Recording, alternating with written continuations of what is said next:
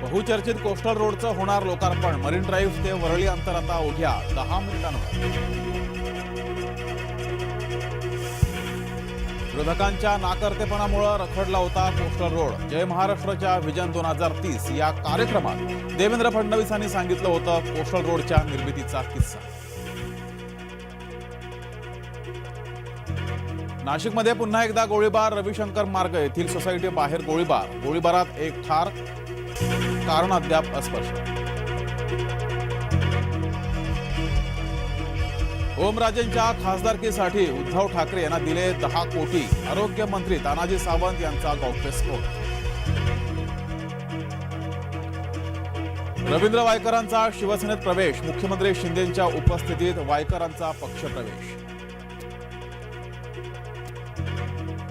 फडणवीसांमुळे मोदींचा कार्यक्रम होणार. जरांगे पाटील पुन्हा बरळले. उद्धव ठाकरे यांची भाजपावर टीका करताना उद्धव ठाकरे यांची जीभ घसरली.